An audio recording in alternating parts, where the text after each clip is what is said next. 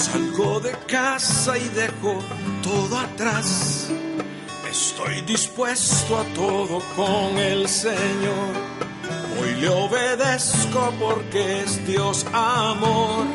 Soy peregrino siguiendo a José. Confío en Dios sin importar el camino. Sé que hay un plan de amor para mí, que al final me salvará de Egipto. Este es mi credo, credo, credo. Grita que Dios es la razón de mi fe. Este es mi credo, credo, credo. Soy peregrino porque voy junto a Él. Voy caminando con la iglesia. Nubes de fieles van hacia Él. Testigos de amor cuentan con su vida esta historia hasta la eternidad.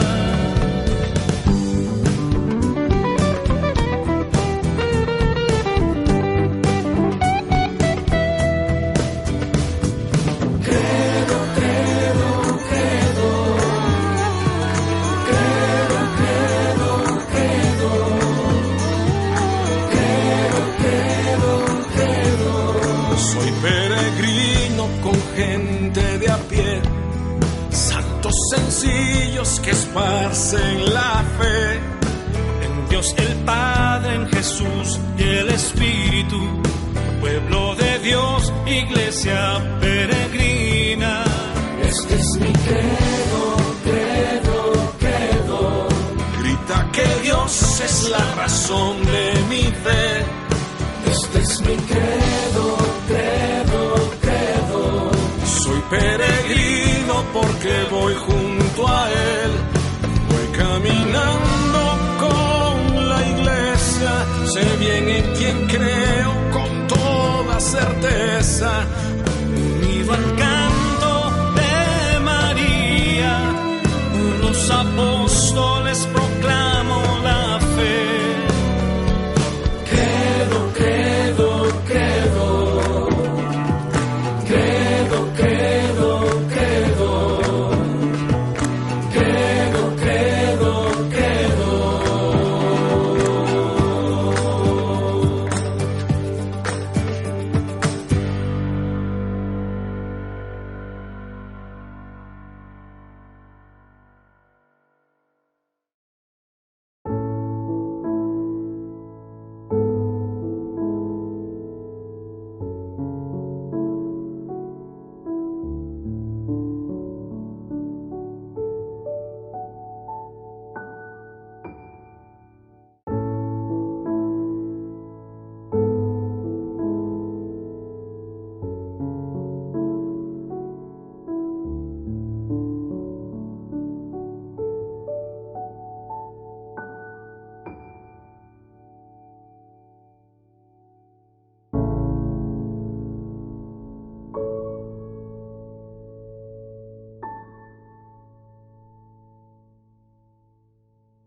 Mis queridos peregrinos, estamos llegando a la mitad de nuestra peregrinación, ahora sí, y espero que no se me cansen de este ritmo que traemos muy intenso, espiritualmente intenso, y para ustedes también comprometedor. Nosotros estamos felices, pero hoy tenemos que tratar un tema difícil, duro, doloroso de tratar. No lo vamos a hacer en un plano de espiritualidad, lo vamos a hacer en un plano doctrinal, en un plano teológico, que también necesitamos, pero no es como ver una casa bonita, terminada, amueblada y con flores, es más bien como entrar en la estructura del cemento de la casa, y eso tenemos que hacerlo también con mucha paciencia y con mucha generosidad respecto a la pasión de Cristo. Para comenzar, esto es una breve introducción, estamos en Notre Dame de Jerusalén. Esta es la exposición de la Sábana Santa de Turín. Aquí tenemos una réplica de la Sábana Santa de Turín, ahora se la voy a explicar. Y tenemos algunos objetos relativos a la Sábana Santa y relativos a la Pasión de Cristo, tal como con la información que nos enseña la Sábana Santa. Es una exposición muy hermosa y les digo por qué. Cuando vienen los peregrinos y visitan la ciudad de Jerusalén y van viendo los lugares de la Pasión, con todo el caos de una ciudad, del va y ven de gente, el que compra, el que vende, la Vía Dolorosa es un mercado musulmán, etcétera, etcétera, etcétera. A la gente le cuesta entender, poner juntas las cosas de la Pasión. Y cuando vienen a visitar esta exposición, como que juntan todo en la persona de Cristo, en el cuerpo de Cristo, tal como sufrió y como quedó de la Pasión. Entonces, voy ahora a explicar varias cosas de la Pasión, el sentido teológico, histórico de la Pasión, y vamos a verlo un poco también centrado en la persona de Cristo. Y por eso vamos a hacer un recorrido brevísimo de esta exposición. No es una explicación de la exposición, pero miren, aquí tienen la corona de espinas, una corona de espinas hecha por un grande científico, un botánico israelí, que estudió la Sábana Santa en detalle de acuerdo a la botánica que él conocía, y descubrió que la corona de espinas había sido hecha de dos tipos de espinas diversas, unas muy grandes, durísimas. Cuando están secas esa planta se puede clavar en una madera como un clavo, y en cambio estas otras espinas pequeñitas como alfileres que se clavaban terriblemente en la cabeza y que dolían mucho en los nervios, etcétera. Y la corona de espinas, que como nos muestra aquí era un casquete, no era una coronita así artística, preciosa, como vemos a veces en nuestros crucifijos. Imagínense que los soldados cogieron unas ramas de espina, las trenzaron como pusieron, se las pusieron en la cabeza a Jesús, y con sus espadas y con sus lanzas lo golpeaban en la cabeza para clavárselas bien clavadas. Aquí podemos hacernos una idea muy clara de cómo era. Y la Sábana Santa, miren, en la parte de atrás de la cabeza tiene unas manchas muy grandes de sangre, y lo mismo en el rostro, el divino rostro, tiene unas manchas grandes de sangre, seguramente donde entraron esas espinas tan grandes y que, repito, eran como clavos clavados en su cabeza. Aquí les voy a mostrar ahora los flagelos. Queridos amigos, la flagelación que sufrió Jesucristo fue inaudita, de cruel, de dolorosa y de tremenda. No quiero ahora explayarme mucho en este tema porque no es el tema de nuestra catequesis, pero a Jesús lo flagelaron 3 veces más de lo que normalmente se flagelaba a un condenado a la flagelación. Y era el punto anterior, inmediatamente anterior a la muerte. Mucha gente se volvía loca, mucha gente se desmayaba, mucha gente se moría con la flagelación porque fue durísima, terrible. A Jesús, según nos muestra la Sábana Santa, lo flagelaron 2 personas, una de cada lado, con flagelos diversos, y unas 120 veces. Repito, inaudito lo que sufrió Jesucristo con la flagelación. Y aquí pueden ver los 2 tipos de flagelos que utilizaron para la flagelación. Uno eran unas bolitas de plomo pequeñas como canicas, que esas canicas, esas bolitas de plomo golpean las articulaciones en la parte interna, los nervios, las articulaciones, los cartílagos, machacan a la persona, pero no superficialmente, sino internamente. En cambio, este otro flagelo que vemos aquí tenía unos huesillos de pollo, y esos huesillos de pollo, cuando están secos, hacen como de navajas.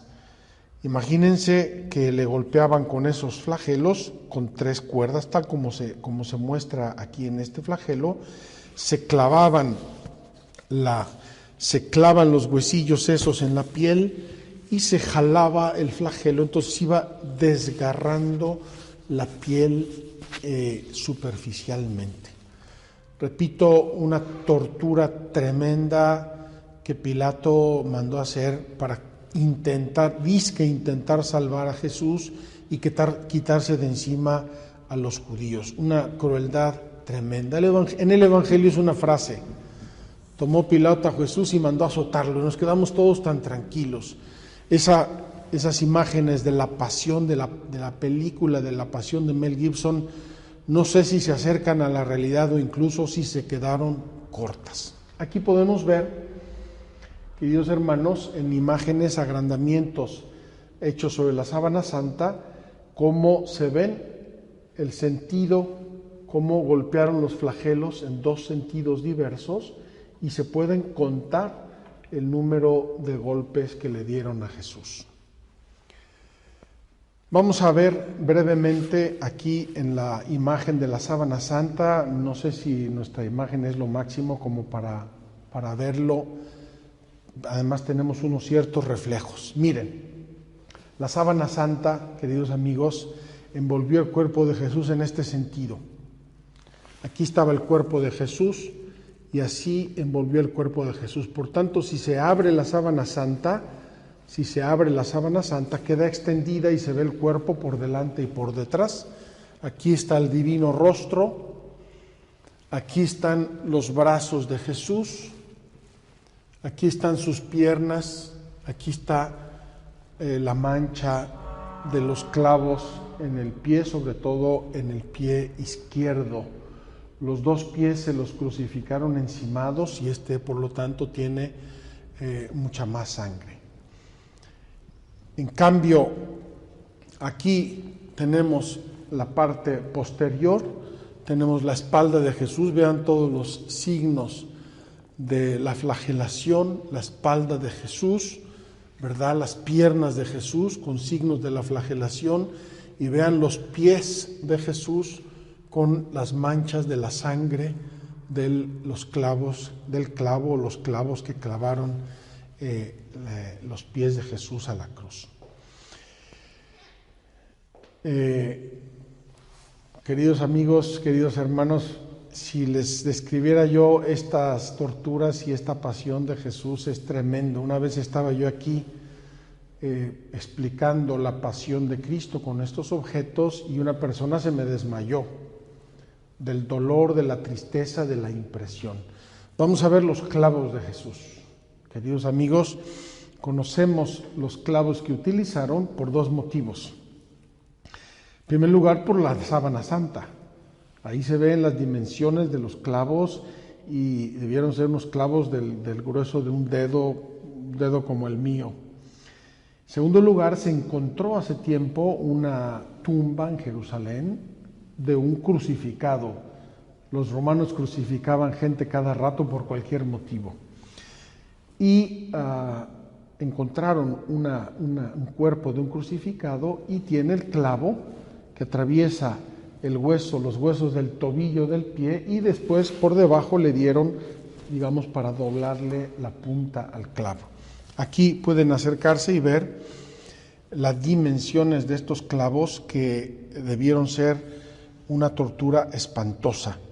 El doctor José Palacios, un traumatólogo español muy, muy importante, de un hombre de grande sabiduría, edad, experiencia, hizo un estudio de la sábana santa desde su punto de vista médico y nos dice que estos clavos, en el lugar donde le pusieron los clavos en las muñecas, equivale exactamente a cortarle la mano a uno de un machetazo. Los dolores que sufrió Jesús en la pasión no podemos ni imaginarlos. Si nosotros cogiéramos un alfiler y nos cruzáramos el brazo de lado a lado, estaríamos dando saltos de dolor y de desesperación, y la pasión que sufrió Jesús fue inaudita. No quiero extenderme mucho, pero aquí tenemos en la sábana santa la mancha del costado, una mancha de sangre grandísima en el costado, y aquí tenemos el diagrama de cómo estaba Jesús colgado y la lanzada, que a él ya no le hizo nada porque ya estaba muerto, como sabemos, pero sí esa lanza traspasó el corazón de la Virgen María sin lugar a duda, como le había anticipado el viejo Simeón. Queridos amigos, solamente una visión así muy panorámica de los sufrimientos físicos de la pasión, los sufrimientos morales, el abandono, la traición, el desprecio, la hipocresía, el pueblo que pide su condenación, que caiga su sangre sobre nosotros, escogen a Barrabás en vez de a Jesús, quieren obedecer al César, ellos que aborrecían a los romanos dicen queremos al César y no a este Cristo, etcétera, etcétera, unos sufrimientos tremendos. Quiero enseñarles un modelo, una maqueta que hicimos del Santo Sepulcro, del sepulcro, y que les va a ayudar para ver lo que les vamos a enseñar, si Dios quiere, mañana.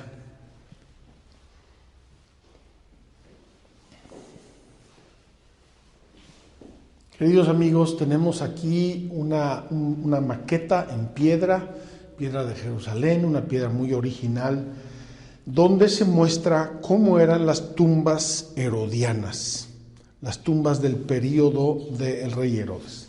Tenían un ingreso que podría ser plano o podría ser como este, en escalera.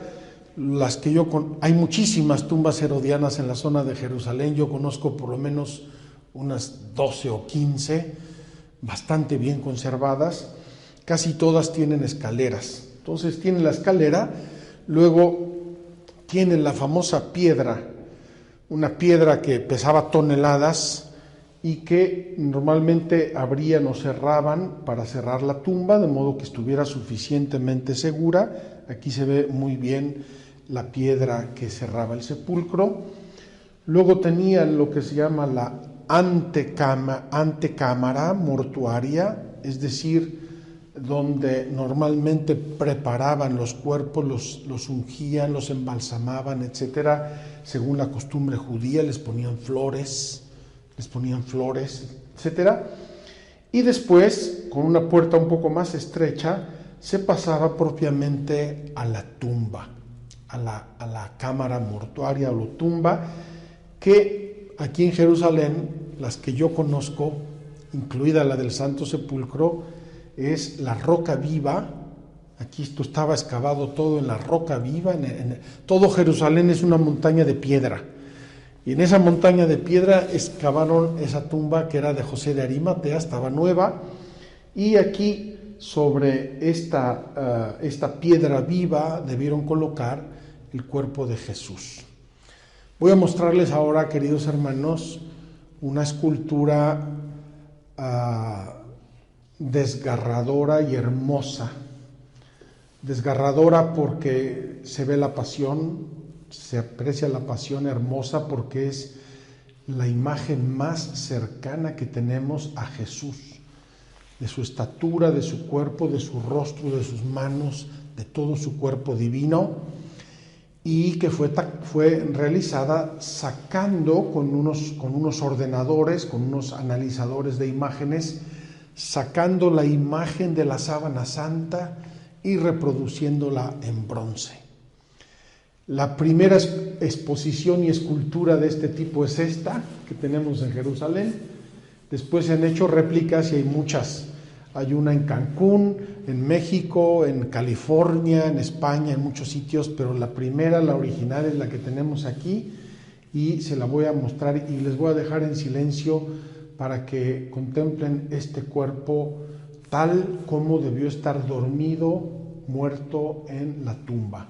Y enseguida hacemos nuestra catequesis. Vamos a descubrir esta escultura, queridos hermanos. Le voy a pedir aquí a Paola, que está hoy de camarógrafa, que se acerque un poco al rostro, a las manos, al costado, y lo vamos a hacer en silencio. Contemplen este cuerpo de Cristo, que es el cuerpo de la pasión, es el fruto de la pasión que sufrió Cristo, y así debió estar Jesucristo en el Santo Sepulcro. Y vamos enseguida a hacer nuestra catequesis.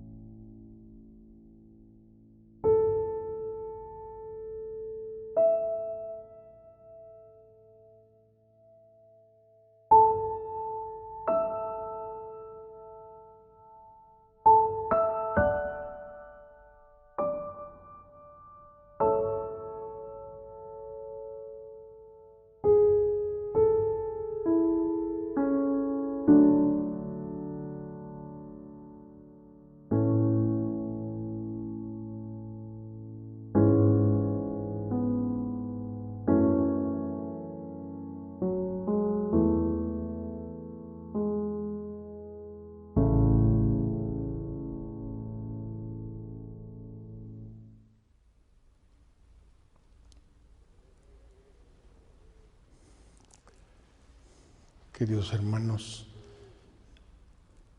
este cuerpo verdaderamente nos invita a la contemplación. Mirarán al que traspasaron, dice la Sagrada Escritura. Vamos a mirarlo ahora, pero vamos a mirarlo desde la fe, vamos a mirarlo desde la Sagrada Escritura, vamos a mirarlo desde la historia, vamos a mirarlo desde la tradición de la Iglesia, cómo los cristianos desde el día 1 hasta el día de hoy contemplamos este cuerpo amorosísimo de Jesucristo nuestro Señor.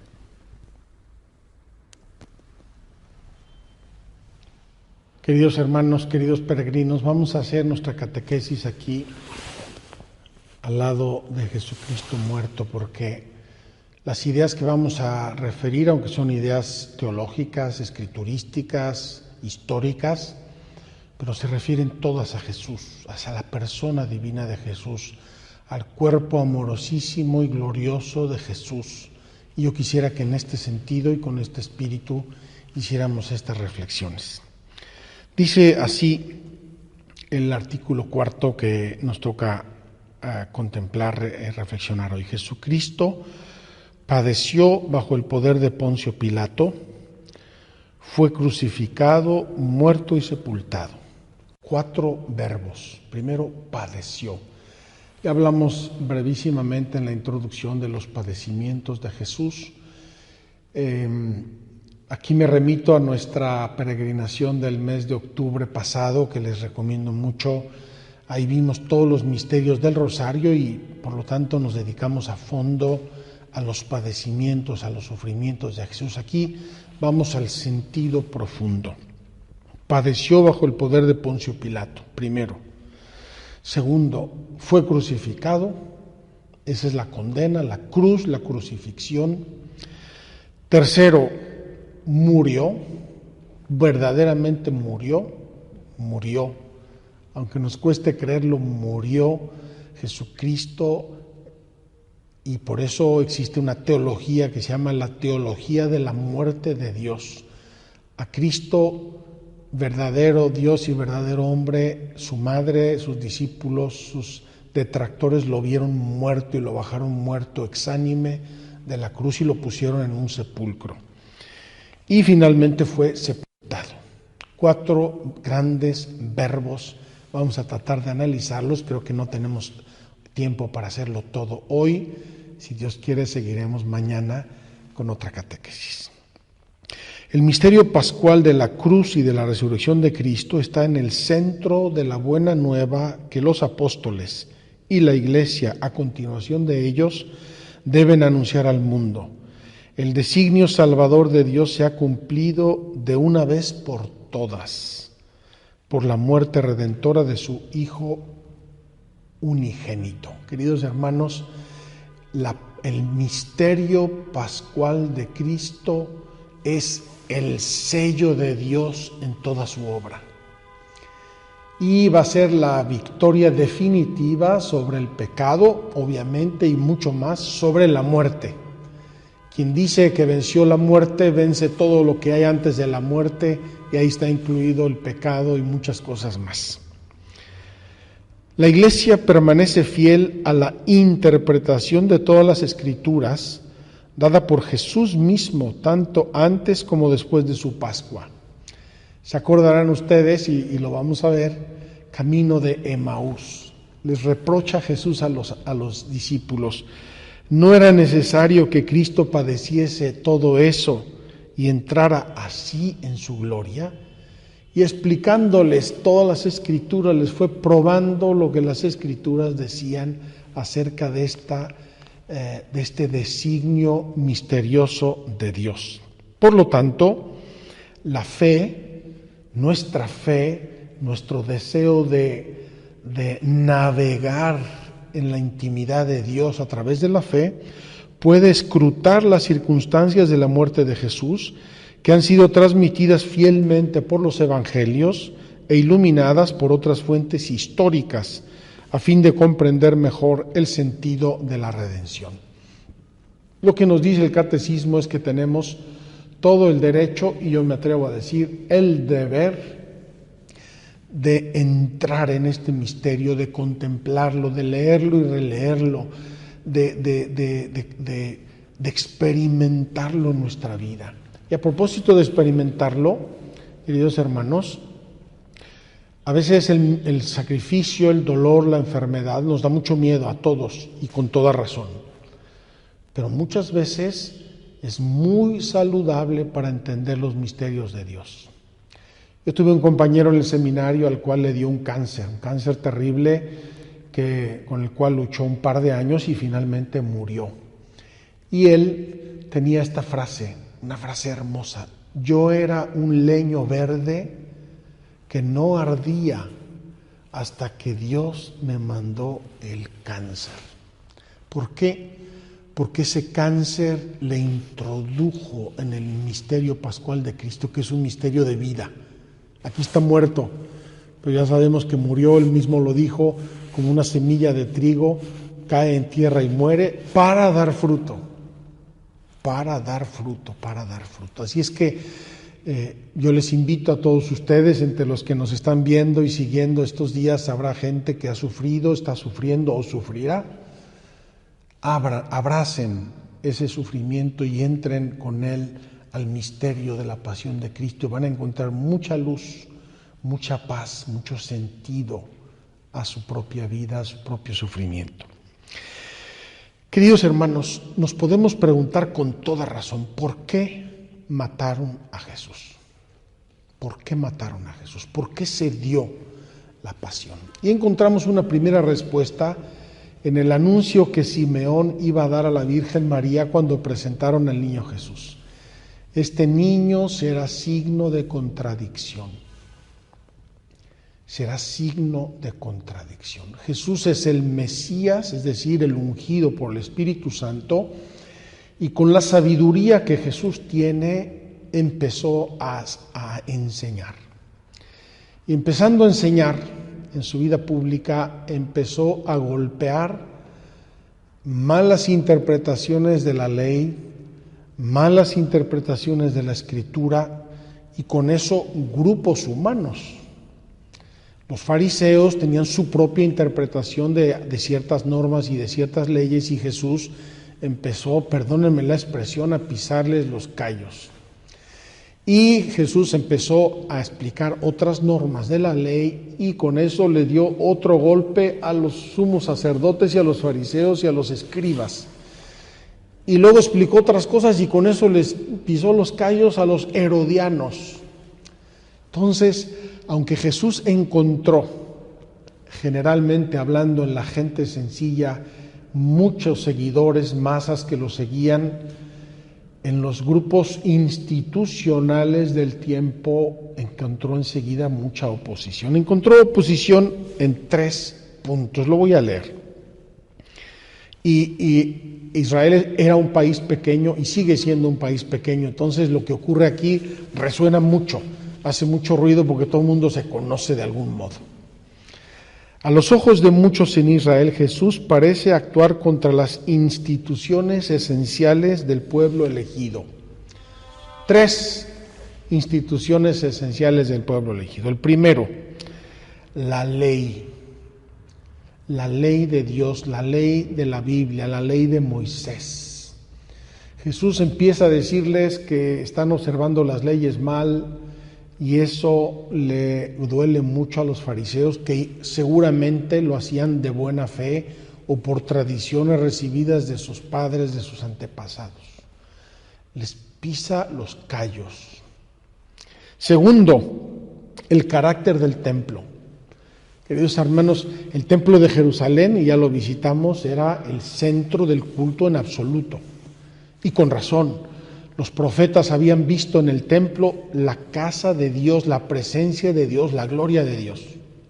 Y por ese motivo todo el pueblo de Israel tenía que ir al templo por lo menos una vez al año. Iban de peregrinación una vez al año, ofrecían sacrificios, etcétera, porque ahí se iba a orar, ahí estaba la presencia de Dios. Y Jesús va a decir con una valentía gigante que su cuerpo es el templo de Dios. Y va a expulsar los vendedores del templo porque amaba el templo, lo veneraba el templo, iba al templo él a orar como todo buen judío, a orar a su Padre, pero no estaba de acuerdo con las exageraciones y con las malas interpretaciones sobre el templo. Y tercero, y esto quizá era lo más delicado y lo más importante, Jesús en un pueblo radicalmente monoteísta, es decir, que tiene un solo Dios, Yahvé, lo adoran, no pueden ni pronunciar su nombre, él va a introducir por sí mismo, en sí mismo, el concepto de la Trinidad, que nosotros cristianos creemos que sigue siendo un solo Dios, pero en 3 personas, y eso a la gente de su tiempo le va a causar un problema gigante. Primero, Jesús y la ley. Queridos hermanos, San Pablo y la carta a los Hebreos nos van a hablar mucho de la ley de Israel. La ley se había hecho opresiva, la ley se pone para marcar límites. La ley que Moisés predicó, enseñó al pueblo de Israel es porque era un pueblo de dura cerviz.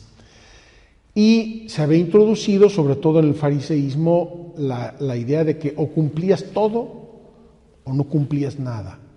Y dice San Pablo que eso era una grande condena, era un peso. Nacían con el peso de la ley encima, una especie de condenación. ¿Por qué? Porque al fin y al cabo nadie podía cumplir la ley exactamente y perfectamente, somos todos seres humanos. Y entonces vivían todos en una situación de semicondenación, ¿verdad? Había los superpuritanos que observaban hasta el último y se pasaban la vida solo en eso, y Jesús viene a enseñar una libertad. Al inicio de su ministerio en el Monte de las Bienaventuranzas, Jesús va a decir lo siguiente: No penséis que he venido a abolir la ley y los profetas. No he venido a abolir, sino a dar cumplimiento. Sí, os lo aseguro, el cielo y la tierra pasarán antes que pase una i o un ápice de la ley sin que todo se haya cumplido. Por tanto, el que quebrante uno de estos mandamientos menores y así lo enseña a los hombres, será el menor en el reino de los cielos. En cambio, el que los observe y los enseñe, ese será grande en el reino de los cielos. Y el único verdaderamente grande es Él. Jesús, que vivió el Espíritu, lo subrayo, el Espíritu y la letra de la ley. Por eso cuando quieren condenar a Jesús buscan algo, y tenía muchos enemigos y no encuentran nada. Se tienen que inventar excusas. ¿Por qué? Porque Jesús cumplió la ley y así la enseñó y así la transmitió.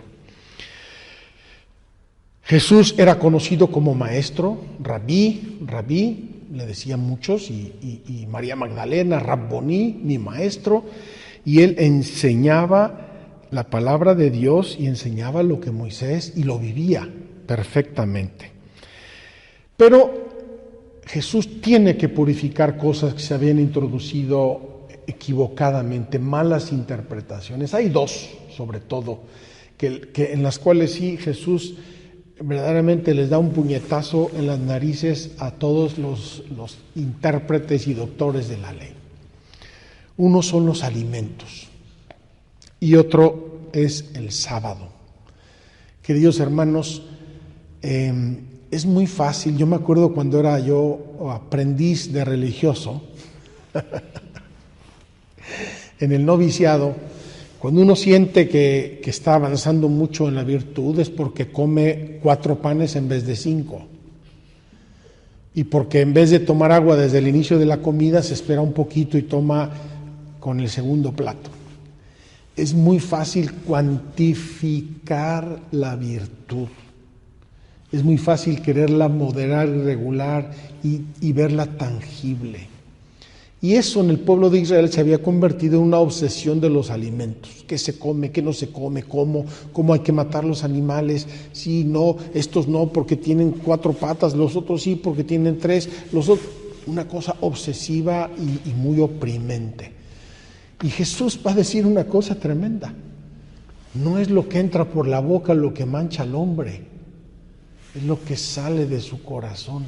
De su corazón salen los homicidios, fornicaciones, robos, lujurias, etcétera, etcétera, etcétera. Y con eso declaró puros todos los alimentos. Eso era una revolución en las observancias de la ley del pueblo judío. Y la otra era el sábado. Sábado, caiga quien caiga. Y Jesús tranquilamente, incluso en las sinagogas, o sea, como si nada, ¿verdad? Incluso en las sinagogas va a hacer curaciones los sábados.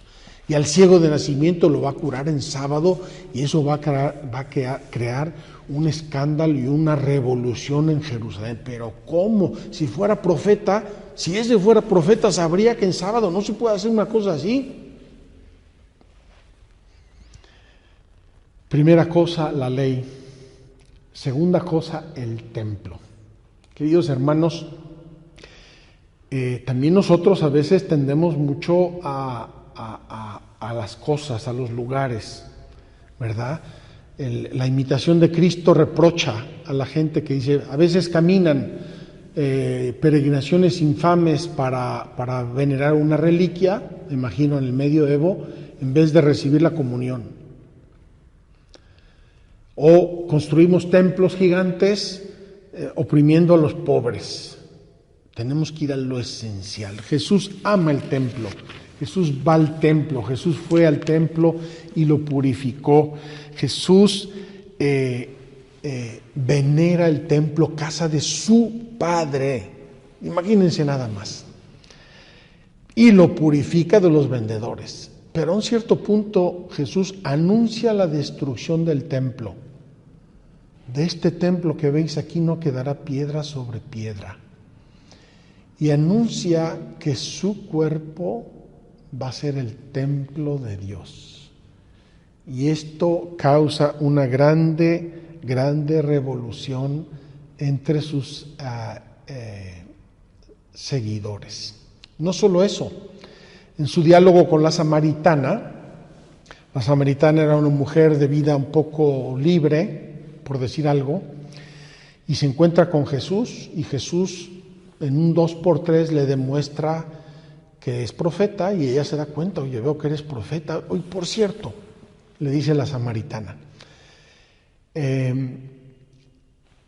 por cierto, ¿dónde tenemos que adorar? Porque los samaritanos decimos que es en el monte Garitzim y los judíos dicen que es en Jerusalén. ¿Dónde tenemos que adorar? Y Jesús le da una respuesta maravillosa y magistral: ni es en Jerusalén ni es en el monte Garitzim. Mi Padre busca adoradores en espíritu y en verdad. En espíritu y en verdad. Ya no va a estar ligado a un lugar, va a estar ligado a nuestro corazón. Y cuando condenaron a Jesús, la excusa, la falacia que se inventaron es: este dijo que iba a destruir el templo y en 3 días lo iba a reconstruir. Ah, sí, es reo de muerte. Se atrevió a tocar el templo. Queridos hermanos, imagínense lo que habrán pensado los judíos del tiempo cuando el bueno de San Pablo se atreve a decir no solamente que Jesús era el templo, y la carta a los hebreos es toda una carta litúrgica explicando que Jesús es el templo de Dios y el sacrificio y el altar. San Pablo va a decir: ¿no sabéis que vosotros sois templos del Espíritu Santo? ¿No sabéis que vuestros cuerpos son templos del Espíritu Santo? Eso es una concepción absolutamente revolucionaria respecto al judaísmo tradicional de tiempos de Jesús. Termino. Jesús y la fe monoteísta de Israel. Jesús va a hacer una cosa en Cafarnaúm, le bajan. Y todo esto, yo creo que Jesucristo, la providencia de Dios, lo previó para hacer que se les metiera bien el hecho y la verdad que Jesús quería enseñar. Llevan a un paralítico, hay una multitud, o sea, muchos testigos, una multitud, no pueden entrar, no se pueden ni acercar a la puerta. Lo suben por el techo, abren un boquete en el techo y lo descuelgan debajo a los pies de Jesús. Y había muchos fariseos, letrados, doctores de la ley. Y Jesús dice: hijo, tus pecados te están perdonados. Y toda esta gente comienza a murmurar: ¿pero quién es este para perdonar pecados? Si solamente Dios puede perdonar los pecados. Y tenían razón. Solamente Dios puede perdonar los pecados. Los sacerdotes perdonamos en nombre de Dios, pero yo no perdono por mí mismo al penitente. Yo le digo: Dios te absuelve y yo te absuelvo en el nombre de Dios. ¿Quién es este para perdonar pecados? Y tenían razón. Lo que no podían ver, les costaba ver, es que Jesucristo era Dios. Tengo que serles muy sincero, queridos peregrinos. No nos rasguemos las vestiduras. Si hubiéramos estado nosotros en ese tiempo, probablemente nos hubiera costado pensar que un hombre de carne y hueso era Dios. Va a ser solo a la luz de la resurrección que los ojos se van a abrir y se van a caer las murallas de Jericó, de todas estas cosas, para decir: efectivamente era el Hijo de Dios. Pues bien, esto escandalizó mucho a la gente de su tiempo, sobre todo a los estratos oficiales del judaísmo de su tiempo. Jesús pidió a las autoridades religiosas de Jerusalén creer en Él, en virtud de las obras que su Padre realizaba a través de Él. Dice Jesús: si no me creéis a mí, creed a las obras que yo hago. Ya sabrán por qué decidieron acabar con Jesús los sumos sacerdotes, el Sanedrín, el judaísmo oficial de Jerusalén. ¿Por qué decidieron acabar con Jesús? ¿Ustedes lo recuerdan? Porque resucitó a Lázaro. Fíjense, ante la evidencia deslumbradora de que es Dios, porque nadie puede resucitar a un muerto si no es Dios, y que Lázaro estaba bien muerto, lo dice el Evangelio, ya huele mal. Llegó Marta y le dijo: Señor, jam fetet, fétido, ya apesta. El único signo absolutamente cierto de que una persona está muerta. Jam fetet, ya apesta, le dijo Marta a Jesús. Y Jesús se volteó y le dice: ¿no te he dicho que si crees verás la gloria de Dios? Y lo resucita. Y por ese motivo van algunos judíos creyeron, y otros van corriendo con los sumos sacerdotes y le dicen: esto es demasiado, esto es imparable, o acabamos con él o esto no va a acabar de ningún modo. Y por eso deciden acabar con él. Vamos a la segunda parte de nuestra catequesis de hoy. Jesús murió crucificado. Vamos a hacer solo un recorrido muy veloz, queridos hermanos, de los conceptos, porque son obvios, son evidentes, y por otro lado no podemos explicarlos con todo detalle. El proceso de Jesús. Sabemos que el proceso a Jesús tuvo dos partes. Una parte religiosa que se hizo el Jueves Santo en la noche, y una parte civil que se hizo el viernes por la mañana ante Poncio Pilato, el procurador romano. Pero incluso en el proceso a Jesús había discordancias, había gente que lo defendía. No con muchísima valentía, pero lo defendían, como Nicodemo, José de Arimatea, Gamaliel, en otra ocasión también defendió a Jesús. ¿Quién fue el responsable de la muerte de Jesús? Tenemos que decir una palabra sobre los judíos. Queridos hermanos, el Evangelio de San Juan habla de los judíos, los judíos, los judíos. Momento, calma. Judíos había muchos, y los que condenaron a Jesús y eventualmente los que estaban en Jerusalén fueron pocos. No podemos culpar de ningún modo a todo el pueblo judío de la suerte de Jesús, que además era una suerte prevista en la providencia. Ahora vamos a hablar de eso. Hubo unos cuantos y seguramente colaboraron y decidieron ellos lo que quisieron, quizá con malas artes, quizá con malicia. No podemos entrar a juzgar nosotros a toda esa gente de ningún modo, pero mucho menos podemos culpar a todo el pueblo judío de antes y mucho menos al de ahora, que no tiene nada que ver con ese tema. Se los digo porque el emperador Constantino escribió una carta famosísima donde culpaba a los judíos todos de ¿cómo era el término? Deicidio, es decir, muerte de Dios. Y eso no lo admite más la Iglesia. Eso fue un error histórico y una perspectiva que no podemos de ningún modo aceptar.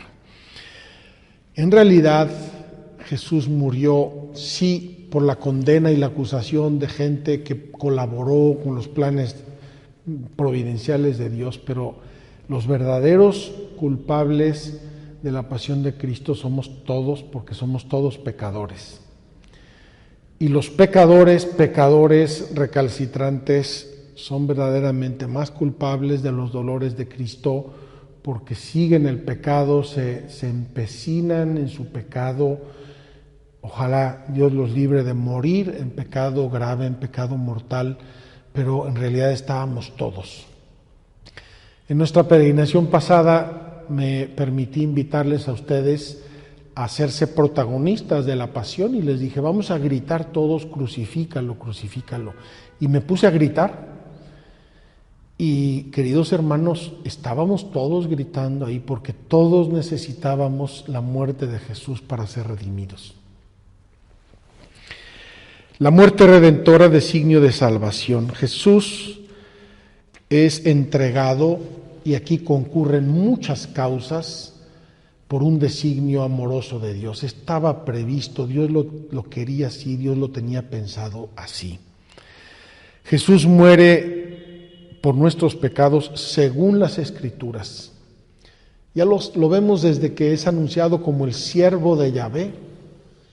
El siervo de Yahvé en las Escrituras es el que carga sobre sí nuestras llagas, cura nuestros dolores, etcétera, etcétera. Y Jesús lo sabía. Y Jesús lleva adelante ese proceso con su propia vida, con su valentía, con su honestidad a la misión que Dios le había encomendado. Hay en la teología de San Pablo una expresión muy tremenda. Dios le hizo pecado por nosotros. Dios le hizo pecado por nosotros. ¿Por qué? Porque en la muerte de Jesús iba a morir el pecado para nuestra salvación. ¿Cómo debió sentirse Jesús? Yo, al pensar en la pasión de Cristo, hay una expresión que me lacera el alma, queridos hermanos, que me parece que es el corazón de toda la pasión. Dios mío, ¿por qué me has abandonado? En una ocasión escuché una interpretación de esa frase y iba en este sentido. Dios lo hizo pecado por nuestra salvación. Con esa expresión Jesús nos revela, según esta interpretación que yo quiero compartirles, que Él de algún modo se sintió en la cruz como si estuviera en el infierno, como si estuviera condenado. Esa pasión moral, espiritual de Cristo debió ser terrible, inimaginable. Uno que había amado a su Padre siempre, que solo quería hacer la voluntad del Padre, que lo que Dios quisiera, y sentirse hecho pecado por nosotros en la cruz, queridos hermanos, es la pasión en su sumo grado, en su suma expresión. Jesús llevó en su humanidad nuestros pecados a la cruz para matarlos, para desecharlos, para liberarnos de los pecados. Esta iniciativa es de Dios, es una iniciativa de amor, y esta iniciativa realiza la redención de todos los hombres. Los padres de la Iglesia y la teología dicen, ya lo hemos mencionado esta frase, lo que asumió, lo redimió. Entonces Jesús, asumiendo nuestra naturaleza humana en todo, menos en el pecado, la lleva allí a la cruz y en la cruz la purifica y con eso redime a todos y cada uno de los que tienen esa naturaleza humana. Queridos hermanos, tendríamos que abrazar esta escultura y llenarla de besos de agradecimiento. Por tus llagas nos has salvado, Señor. Pequé, Señor, ten misericordia de mí. Pecamos y nos pesa. Ten misericordia de nosotros, reza el pueblo fiel, el pueblo creyente.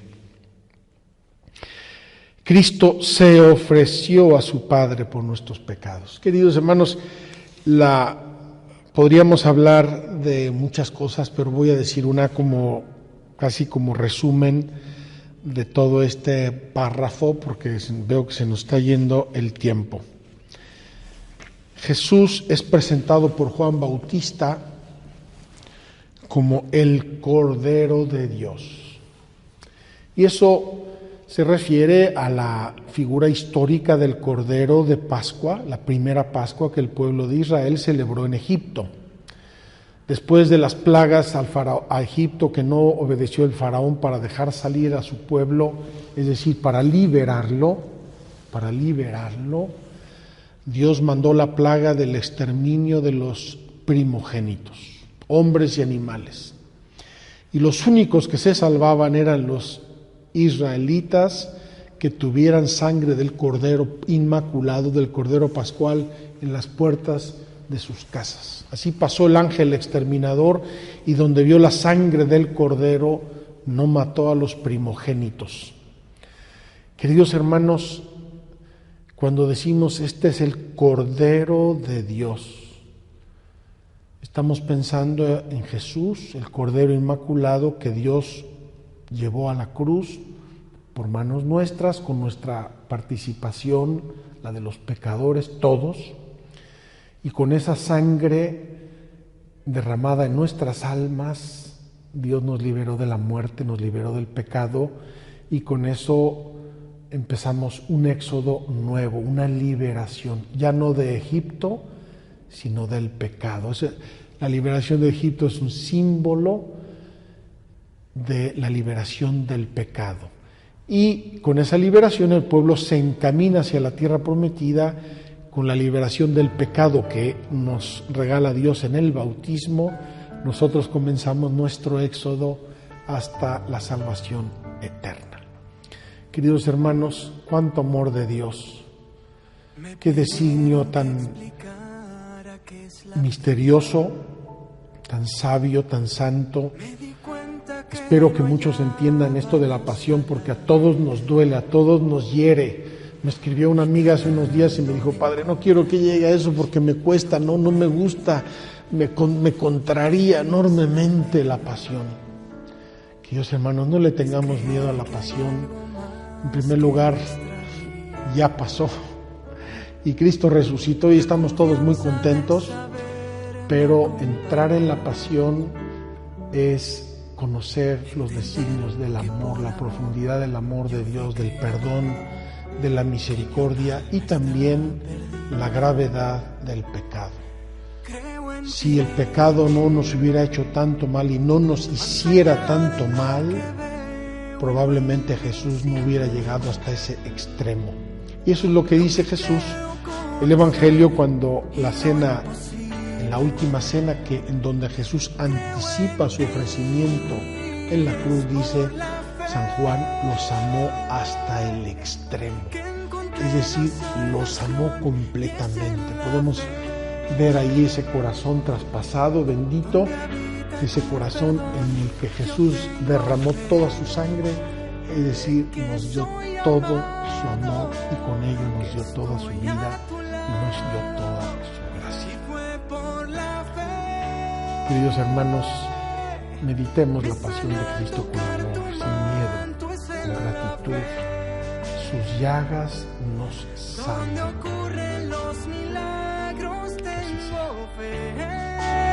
De que soy amado, que estoy a tu lado.